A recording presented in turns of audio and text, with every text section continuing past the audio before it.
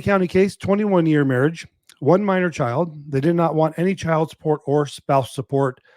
They wanted just joint legal and physical custody with a non-specified parenting plan. So what I want to talk about is, even though child support is technically mandatory, and I get a lot of heat for this, we have many clients that say, Tim, we don't want an official court order for child support. Can we do that? And the answer is yes. Before, we had to do what's called a non-guideline order.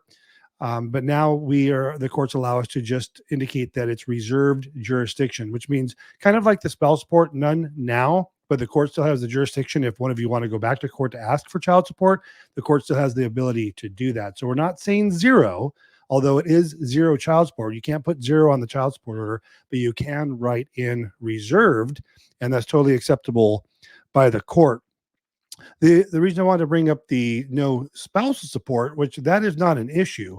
If you guys agree to no spouse support, not a problem. But if you've been married longer than 10 years, like these folks were married for 21 years, the general rule is that the courts will maintain jurisdiction over the issue of spouse support indefinitely.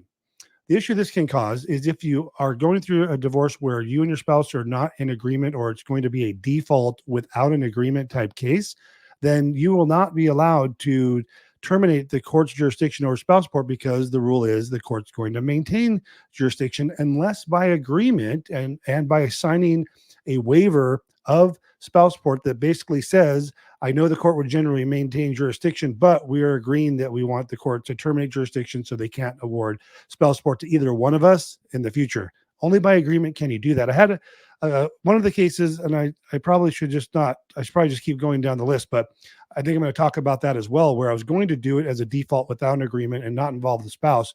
But because they marked terminate spouse support and it was a marriage of longer than 10 years, we wouldn't be able to get that approved by the court, even though they asked for it in the petition. So we included the spouse, put in the waiver language so they could sign off on that. And we already got that. That's one of the cases we already got approved today.